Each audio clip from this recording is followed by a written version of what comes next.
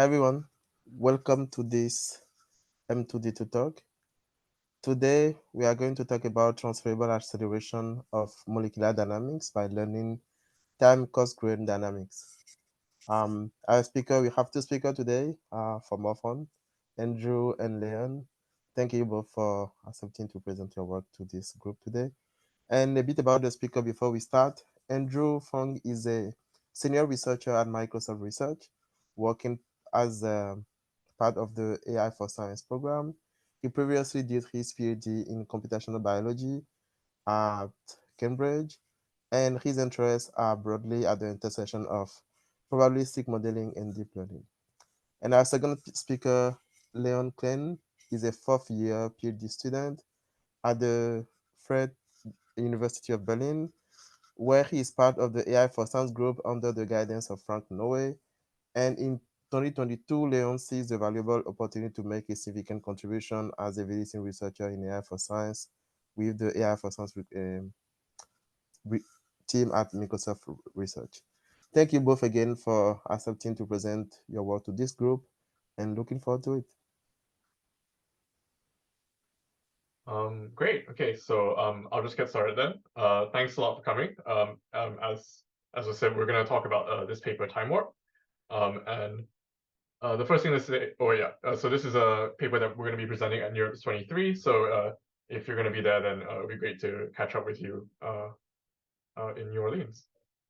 So the first thing to say is that this is work done by a great team and quite a large team. So in addition to Leon and I, there's also Tor, Bruno, Mark, Sebastian, Frank, and Ryota, and this is part of the work all done in the AI for Science team at Microsoft Research.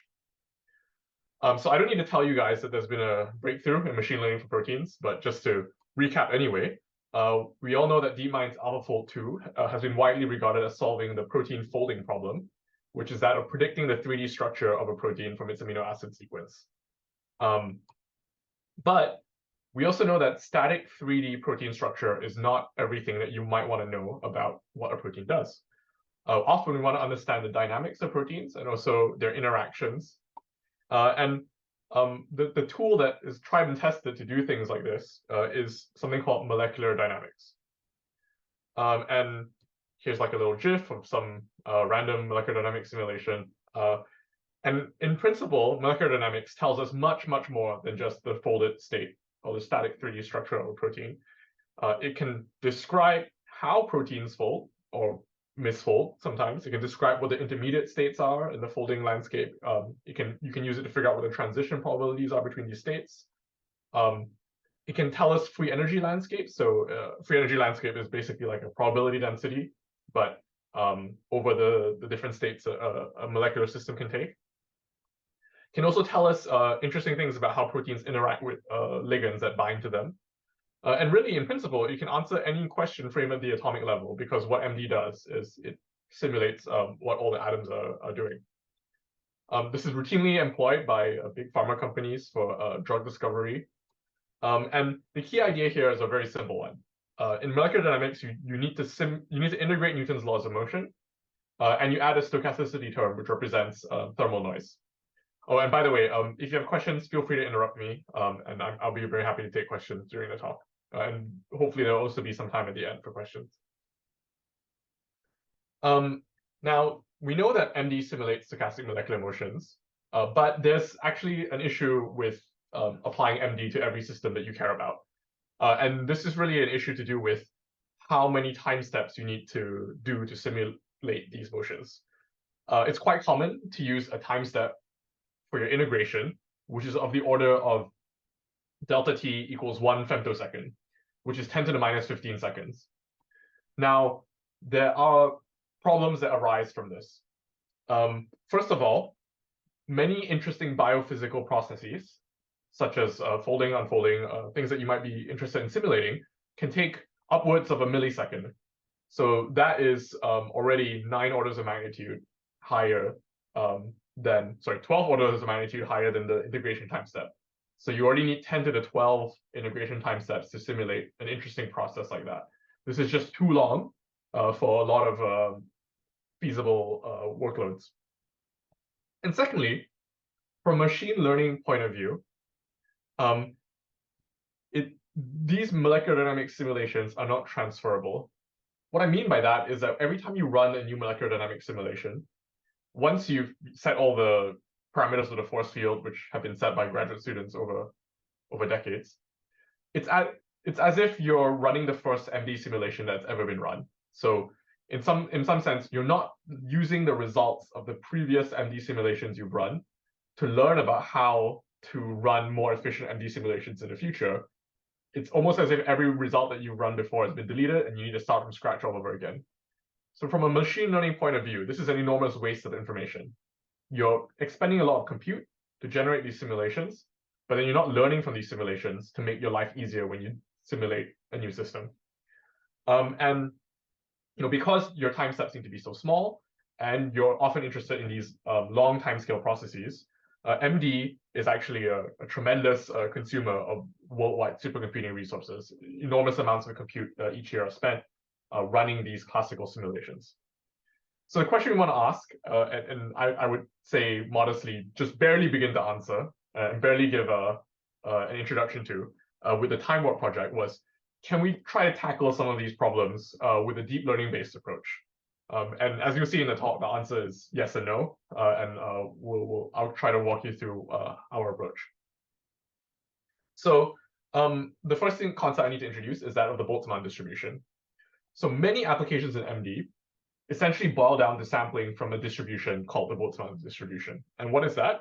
Well, what it does is that it's the physical distribution that represents the distribution of conformational states of a protein or any kind of molecule at some temperature T.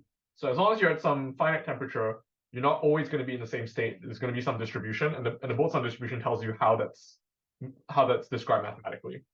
And it's very simple to write down. Here, mu of x. By the way, I'm wondering, can you guys see my cursor when I move my cursor around the screen? Yeah, so mu of x here is the distribution. X is, for example, the conformational state of a protein. And it's simply proportional to some term that's exponentially downweighted in U, where U is the energy.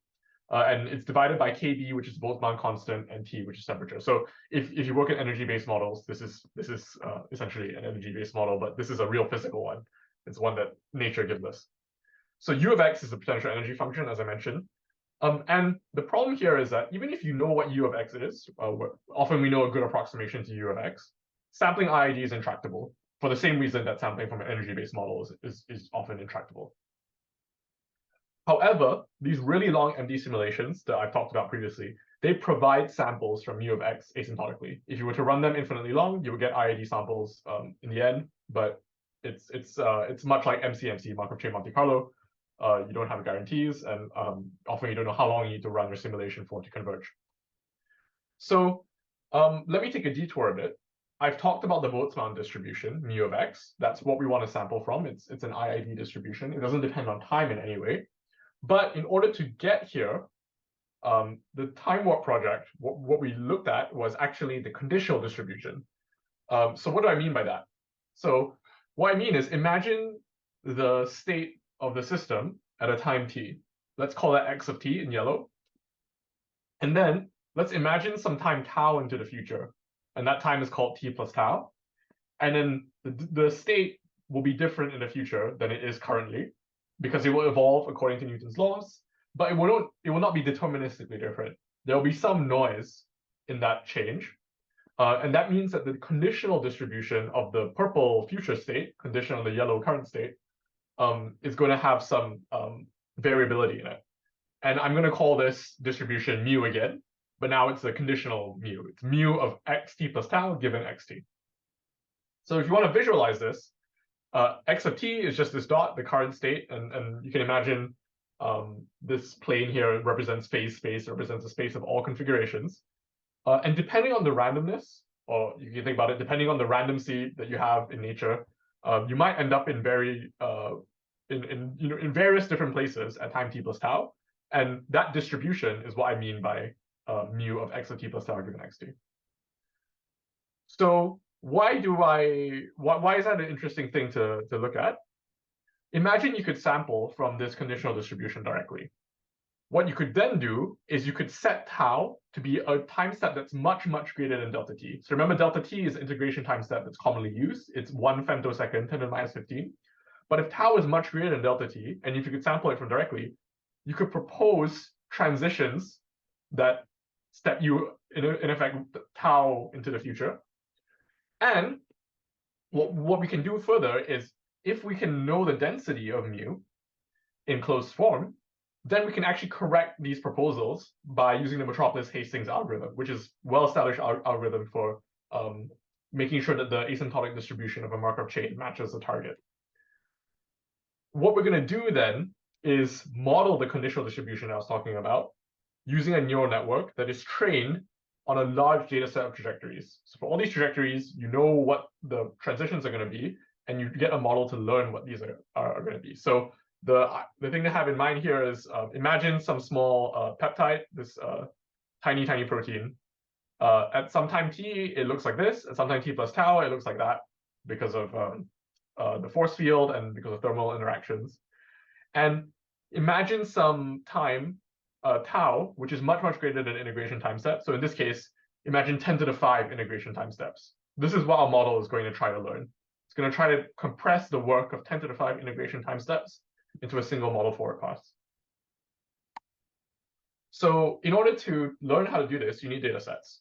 So what we do is we generate long MD trajectories of small peptides. By small, I mean 2 to 4 amino acids, tiny peptides. So you can imagine them like this. So you run classical MD, you get all of these configurational states. These are all like frames of the simulation. And they're all spaced delta t apart. So they're all very, very near each other in time. And then what we do is we subsample these trajectories by some much larger amount, tau. So tau is going to be something like 10 to the 5 times delta t. And what we train the model to do is predict x of t plus tau given x of t. So the model is predicted doesn't just predict the next frame, it predicts hundreds of thousands of frames into the future. We then split this data set into a set of trained peptides and test peptides, which are disjoint, so you don't get the same sequence in the trained set and the test set. And our goal is that after training the model on the trained peptides, we want to speed up sampling on the test peptides. And by speed up, we mean we want to sample faster with our model than we could with a brand new molecular dynamics simulation. So in order to have a model like this and motivate our architectural choices, I'll just say what some desiderata are of our model, what are some things that we want it to have. First of all, we want to be able to do fast sampling from the model to quickly generate these trajectories, because we need to iterate the model forward past to construct this Markov chain. And fast sampling without tricks usually means that you wouldn't use something like a diffusion model. We also want a tractable likelihood. So we want a closed form of the likelihood in order to allow for the Metropolis-Hastings corrections that I mentioned. We want the model to be transferable, and often we know that a lot of deep learning methods can generalize, so we're going to place our bets on deep learning.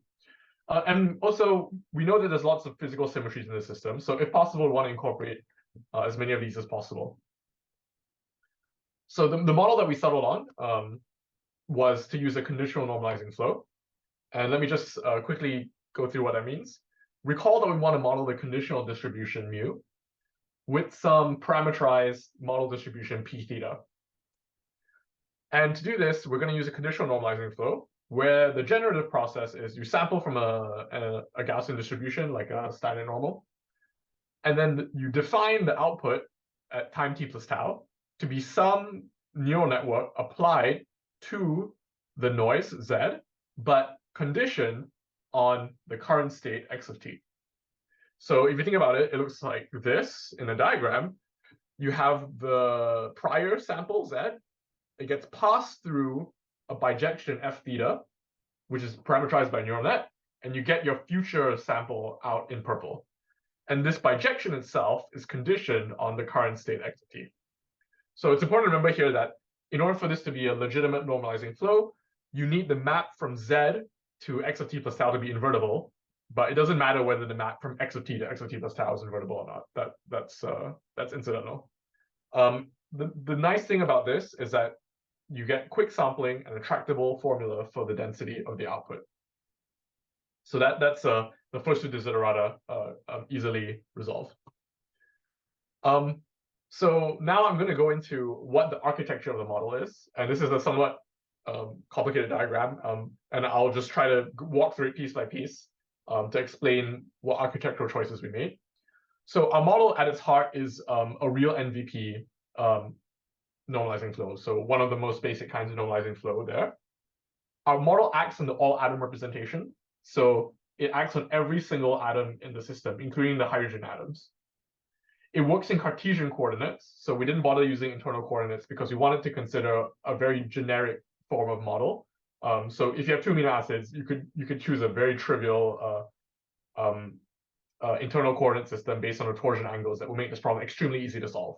We didn't go that route because we wanted to consider what a more generic route might be for a model that could learn something that doesn't require expert handcrafting or knowledge of internal coordinates. And so if you were to scale to much larger protein systems, for example, or protein ligand systems, you wouldn't know what a good internal coordinate system would be. So we kind of took this as a motivation to not use internal coordinates even at this small level.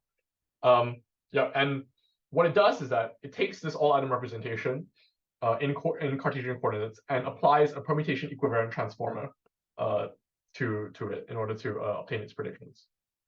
And I'm going to first talk about the highest level of the model. So you can think of the model as a real MVP structure, and then each module of the real MVP is given by this yellow block, and within it there's a self-attention module which is given by this green block.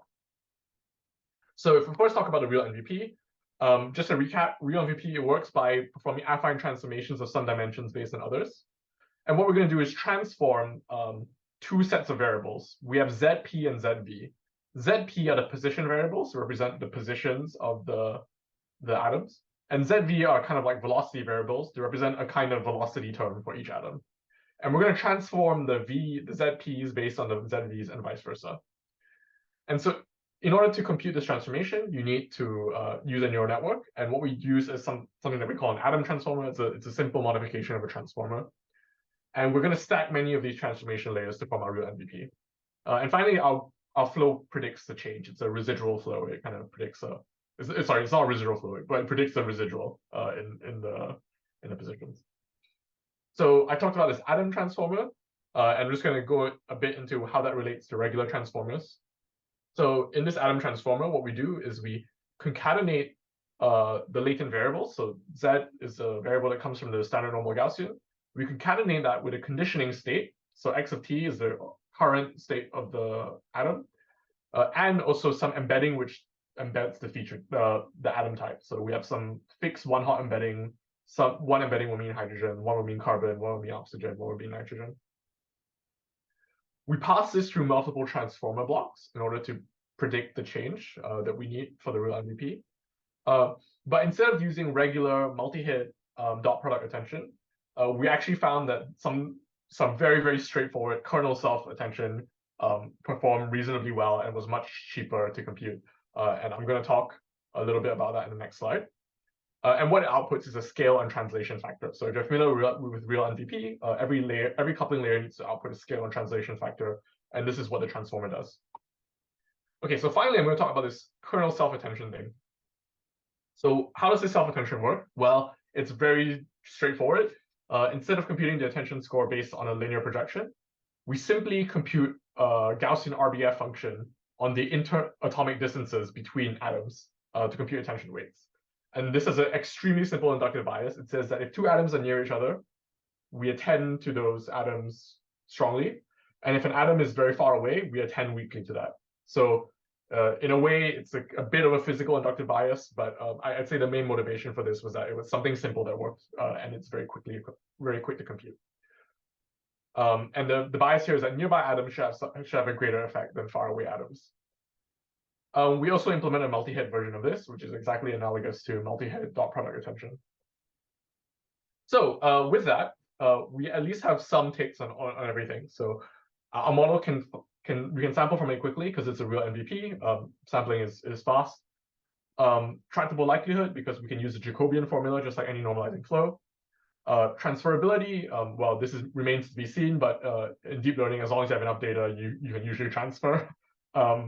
And we want to incorporate some of the physical symmetries of the system. Permutation invariance is baked in because of transformers are permutation equivariant by construction, but also roto translation equivariance, so SE3 equivariance. We didn't bother to use SE3 equivariant network, but we performed data augmentation in order to obtain SE3 equivariance, and we check that actually seems to work pretty well and allows us to use very simple architecture.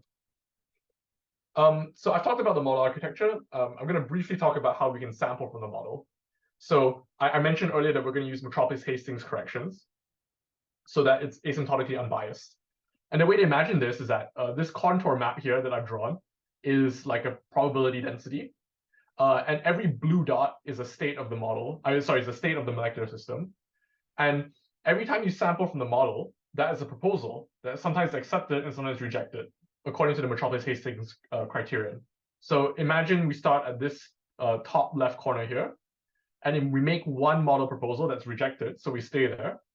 And then we make another proposal that's accepted, so we move to X3, and then we make another proposal that's accepted, and then it gets accepted again, and then it gets rejected. So in the end, this whole range of states will form our approximation to the true distribution. But whether or not we can traverse that distribution quickly depends on how far we move every time we make a proposal, but also it depends crucially on how many times we reject our proposals. So our model will need to balance these things. One thing we found was that we often had proposal distributions with extremely low acceptance rates. So something on the order of 1 to 2% was common. But one thing that deep learning models are very good at is performing batch sampling. So you could input a batch into the system, and then because everything is vectorized, it's very easy to compute 100 proposals in parallel. So what we do is we sample all of these proposals in purple in parallel. Then we compute all the acceptance ratios in parallel. And then so imagine here that we've sampled 5 samples in parallel, and we reject the first 2, and we accept the 3rd and the 5th one. Now, what we can do is immediately add everything up to the first accepted sample to the Markov chain. So all the rejected samples can immediately be adopted, and the first accepted sample can be appended to the Markov chain. And extend the chain. So this way, if you reject the first 50 samples and accept the 51st sample, that can all be done with a single forward pass, because you can just do that with a batch size of 100. And it's much faster than performing 50 separate forward passes. And we found that this was actually crucial to make the model have any reasonable amount of time, like compute time, that will compete with MD.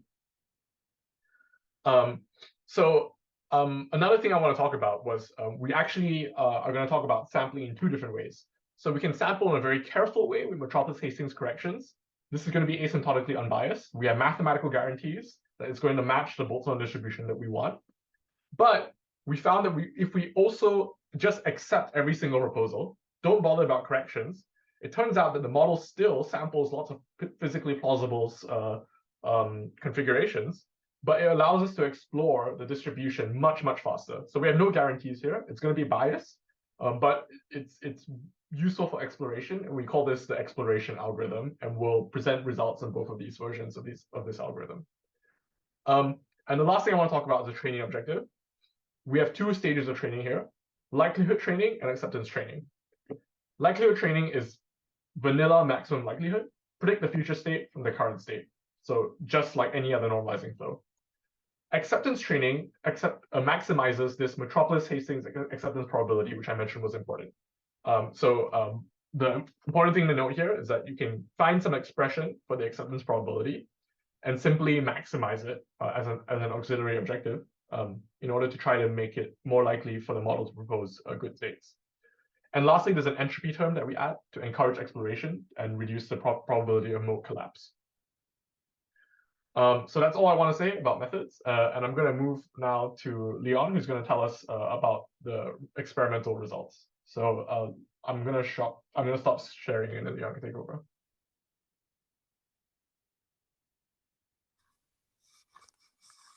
have one question, Andrew. The time step delta, tau, I think it's tau, not delta.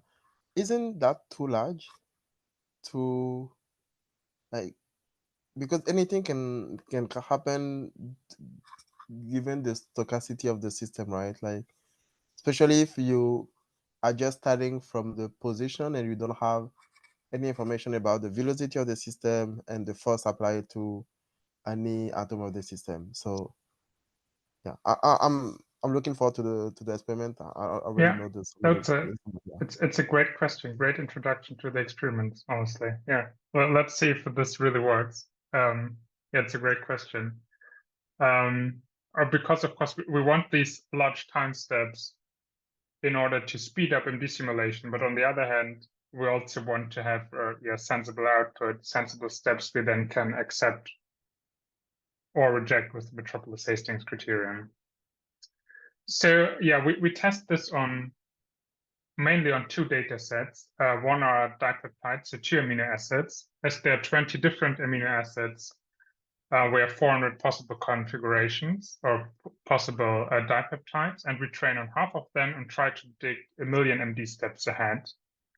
And the more challenging data set we are investigating are tetrapeptides. They have a lot more possibilities, and here we only train on 1% of all the possible peptides, which is about 1,500. And because it's more difficult to train this, we try to predict fewer steps ahead. And that way we get a similar acceptance probability as for the dipeptides. So Andrew talked about how we get the training data. So we actually train with quite short trajectories. And so what I'll show in the experiments section a lot are so-called Tika plots, Tika projections. So if we look here in the first column, which says Boltzmann, this means this is the Tika projection for a long MD simulation. And for Tika projection can think of a PCA, but instead of projecting to the highest variance, we are projecting onto the dimension with the slowest transitions. So what Tika plots show very well are different metastable states. So these blobs are different metastable states of the molecule, and transition between these will take long amounts of time. And then the next column, the training trajectory, you can see that these are missing quite a few metastable states. So these are for sure not equilibrium distributions. And we used the same Tika projection, which we computed for the long MD trajectory with the Boltzmann distribution. And this is here where I stopped showing peptides that were in the training set. So from now on, everything I show is unseen, so to show that the model is really transferable. So Andrew talked about that we want to model this conditional distribution. And this was also the question you just asked. Can we actually model a distribution for large time steps? So here again, I show these Tika projections. So on the left, you get the reference, which is the long MD simulation. This is how we compute the Tika projection. And then the next two columns are MD and Timewarp. So for Timewarp, these conditional distributions are easy to generate. So we start at the conditioning state, which is the red cross, and then we simply predict one step ahead with the model. And this we can do batch-wise. So we can generate these Tika plots for Timewarp very efficiently, and then use the same Tika projection as computed for the long trajectory. For MD, it's a little more challenging. So here we start a lot of MD simulations in the same conditioning state with random velocities, and then only collect the last state after the time tau and report that. So we run here 10,000 MD simulations starting from the same initial state. And what you can see is that these Tika plots, they match actually quite well between the Timewarp model and the MD. So we're actually learning something which is close to the true underlying conditional distribution induced by MD with our limited training data. And importantly, again, the results I'm showing here is for unseen peptides. And Now, if we look at the projections on these two axes, we can see that also these projections match super well between our time-warp model and what is the theoretical ground truth induced by MD. But what's slightly different, though, is the energy of the sample. So the energy of the samples we're producing with the time-warp model, as you can see here, is slightly larger than MD. And this is why we need to do the Metropolis-Hastings correction if we want to generate unbiased samples from the Boltzmann distribution. And yeah, another thing is we can also look at the bond length distribution, and here you can see again that the model predicts the bond length very well for this conditional distribution. So Andrew already talked about this. So the acceptance probability we're getting is around or even below 1% for both these data sets. So 2IA are the dipeptides, 4IA are the tetrapeptides. But for all test peptides, we at least accept some amount of samples.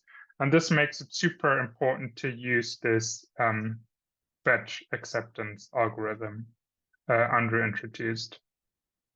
So you can imagine if we wouldn't use it here, the method would be maybe 100 times or even more slower than it is. And this would make it nearly impossible to beat MD with it. Okay, but what we're interested with the time-warp model is to generate samples from the equilibrium distribution. So again, this is in combination with the Metropolis-Hastings algorithm.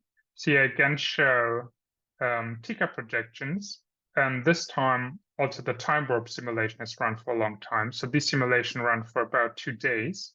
And you can see the time-warp model explores all the metastable states.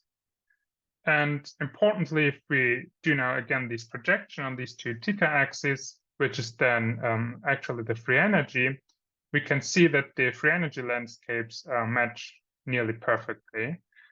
And this is expected because we are correcting with the Metropolis-Hastings algorithm to target asymptotically the unbiased Boltzmann distribution. So this works very well to generate samples from the Boltzmann distribution, but additionally, we also wanted to speed up MD simulations. So to this end, I'll now show a short simulations, a 30-minute walk-back time, where both the MD simulation and the time-warp simulation is started in the same metastable state. And you can see here for the MD simulation, samples are very correlated. Transitions between the different metastable states are rare.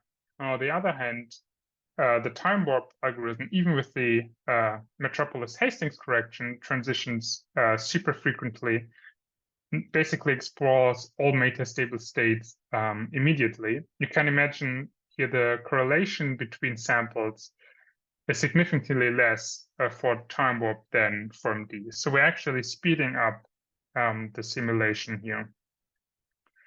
And for tetrapeptides, it's a little more difficult.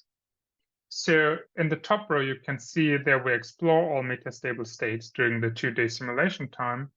But in the bottom, we are missing one metastable state. So eventually, we should also explore this with time-warp, but during this time frame, we didn't.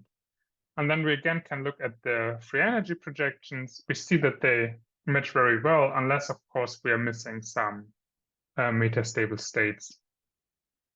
So speeding up here for the tetrapeptides with time-warp is significantly harder than for the dipeptides. There's a question, I think.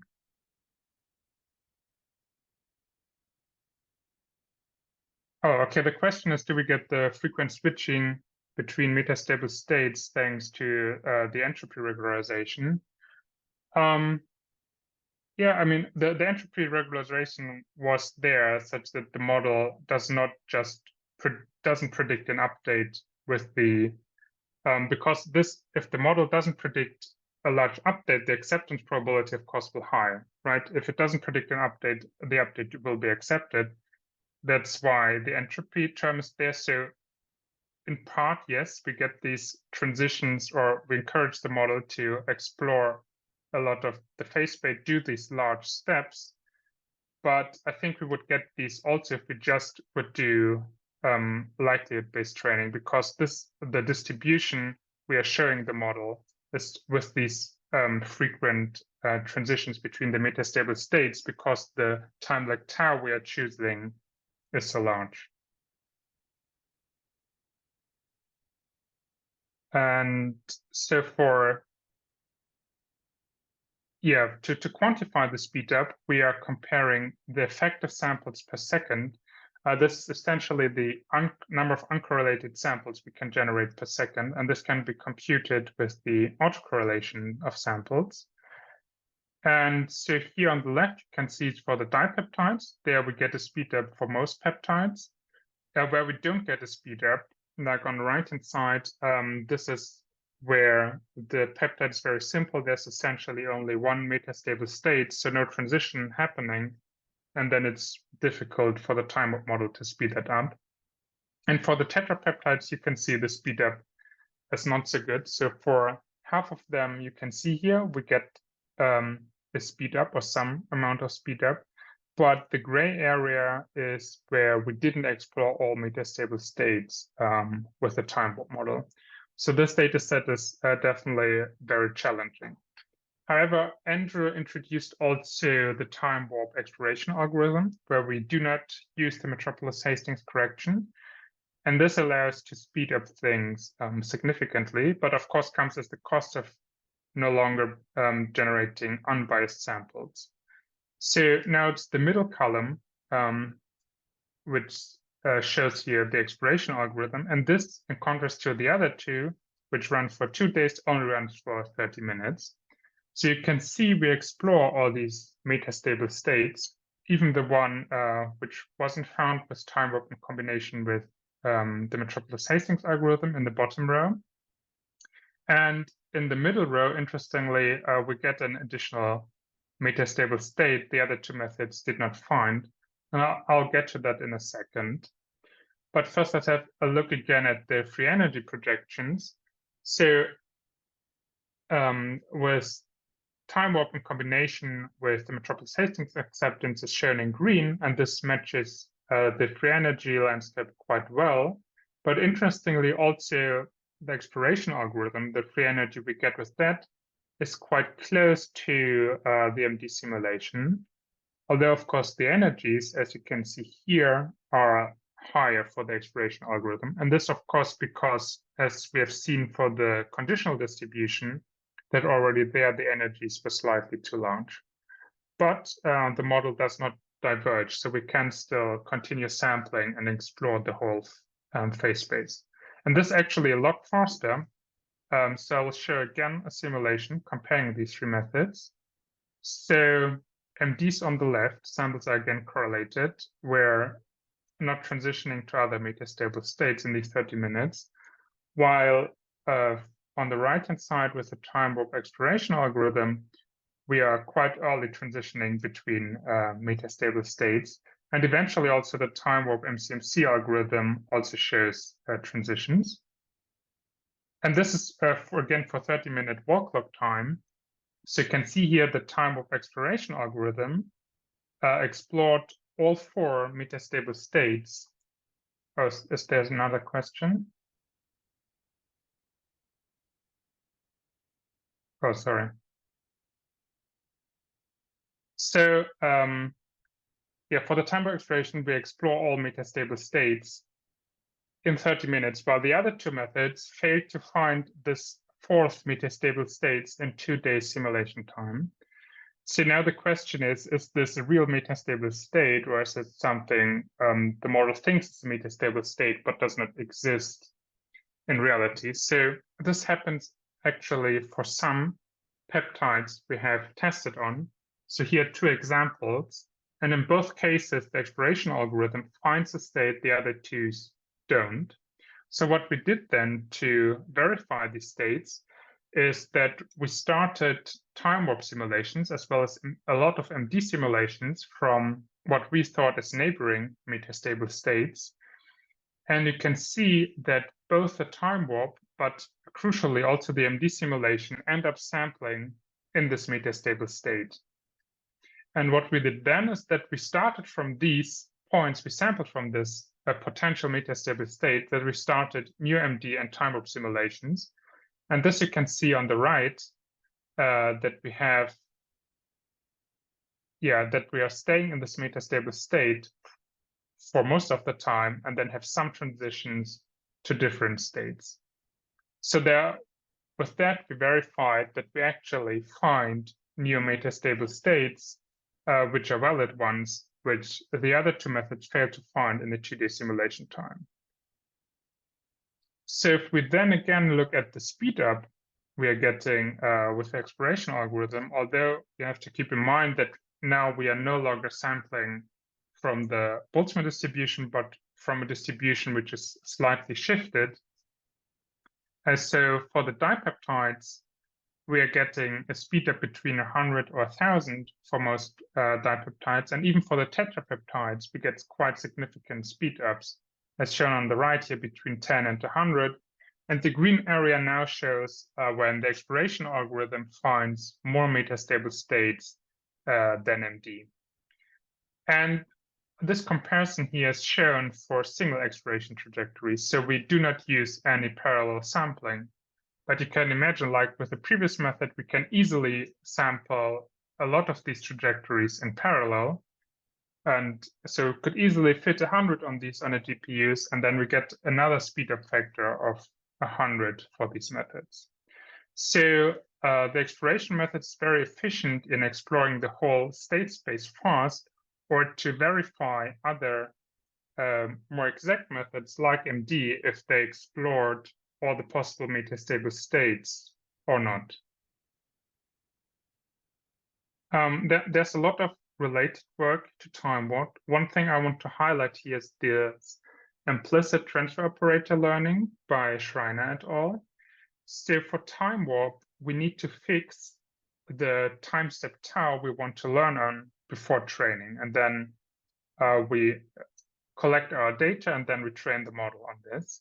However, their method allows 2 different time resolutions. And importantly, so they use a diffusion model for that. This allows them also to predict the dynamics of the system. So for Timewarp, we don't know, we don't aim to predict the correct dynamics of the system, but rather we are interested that we are asymptotically generating samples from the Boltzmann distribution. However, their work is not transferable yet, but maybe by combining this to Timewarp, combining this with Timewarp, we could end up with a more expressive model that also maybe captures the dynamics of the system. And then another related work also presented at NeurIPS is SE3 equivalent augmented coupling flows. So the future goal for Timewarp would, of course, be to scale this to a larger system or make it more efficient for the tetrapeptides. And Andrew mentioned this, that while our model is permutation equivalent, it's not equivalent with respect to rotations. So this symmetry is not built in the model. And with these equivalent augmented coupling flows, these could actually directly be used in Timewarp to also include the rotational symmetry and potentially make the model more expressive, easier to train. Okay, so to sum things up, we presented Timewarp, a transferable model that predicts future states in a transferable wells, so for unseen peptides. And we showed 2 sampling algorithms. One was Timewarp in combination with the Metropolis-Hastings criterion.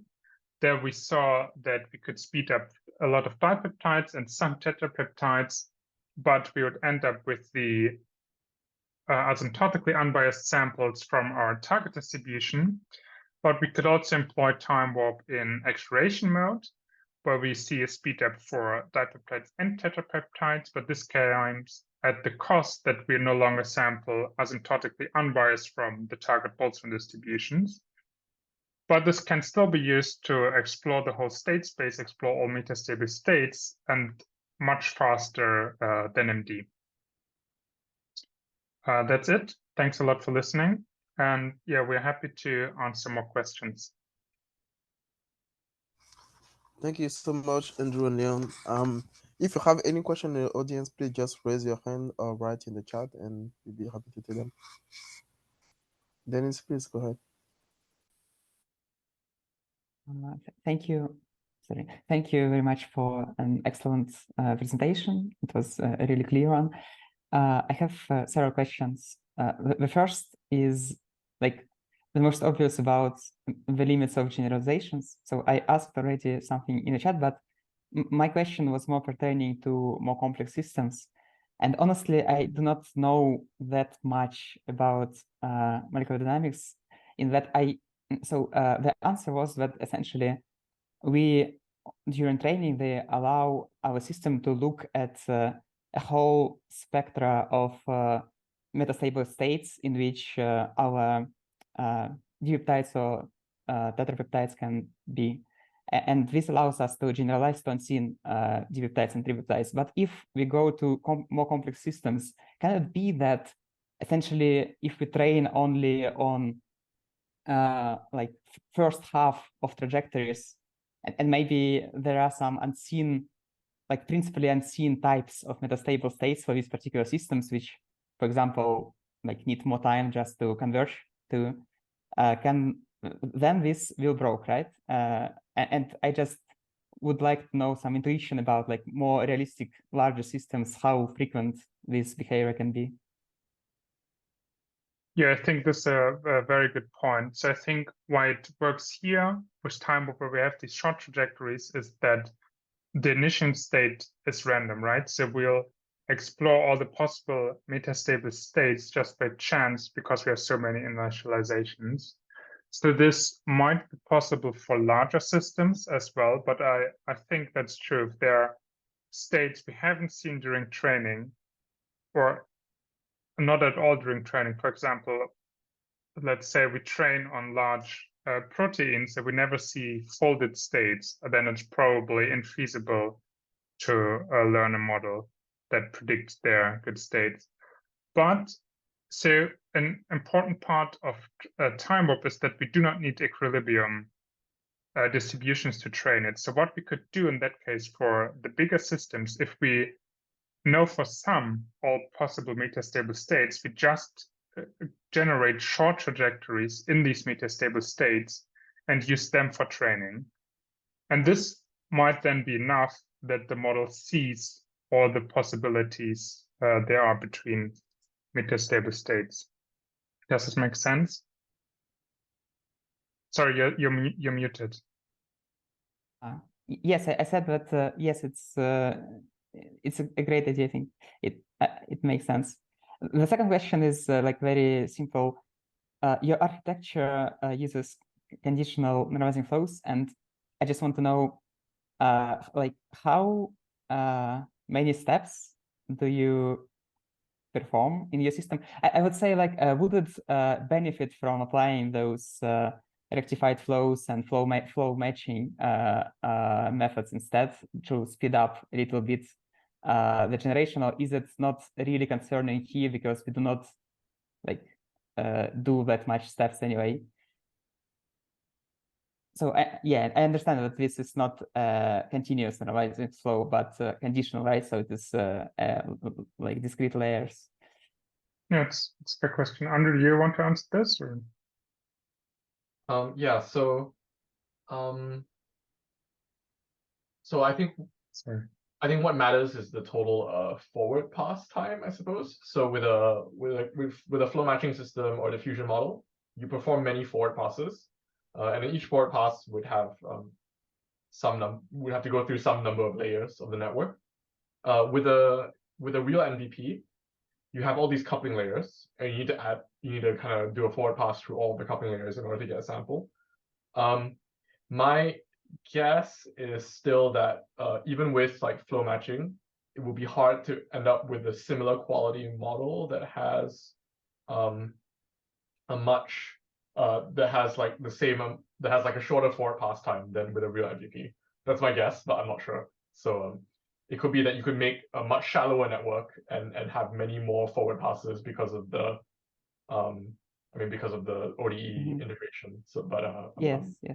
It is really interesting. Like and especially I think it is interesting when you are starting to add up rotational equivariance. I don't know if it is easier to add it to flow matching system or to this coupling layers. So yeah, that's I think now it works for both quite well. So yeah, it remains to be seen which one works better. okay, yeah, thank you. Thank you.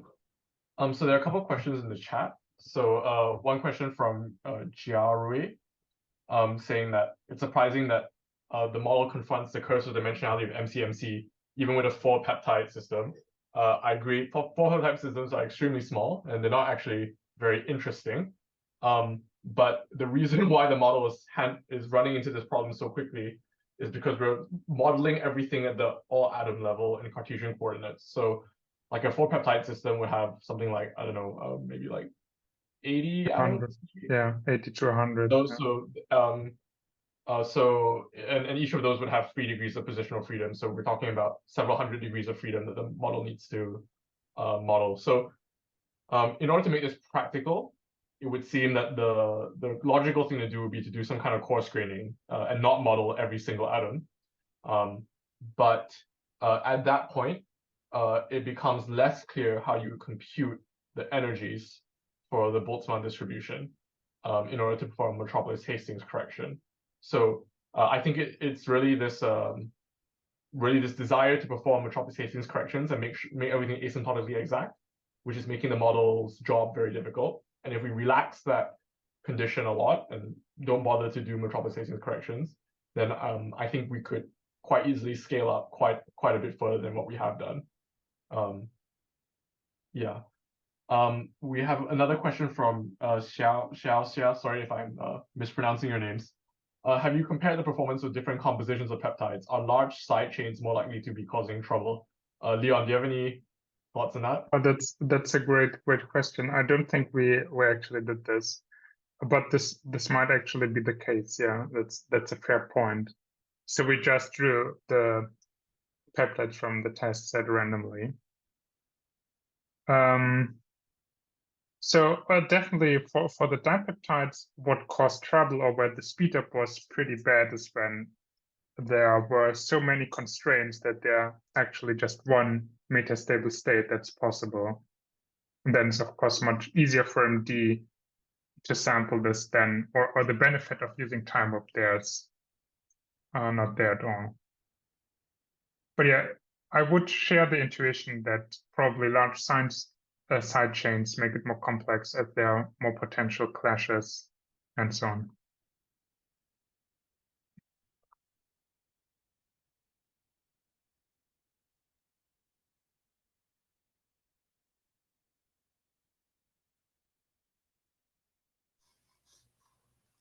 Any other question in the chat? I guess no. One thought I had about the last question that Andrew was answering. What do you see is the most valuable step forward for the community? Cost graining the system or cost graining the time? Leon, you wanna try to take? I mean, this is a great question. I mean, we showed some potential ways forward. I think, as Andrew mentioned, so if you really want to do interesting systems, I think without cost graining, it's just infeasible to do so. But there are too many things happening, too much you need to predict. So I think cost grading there would be a good idea, but yeah, as mentioned, then this Timewarp MCMC algorithm doesn't work anymore, so we just have the exploration algorithm left essentially.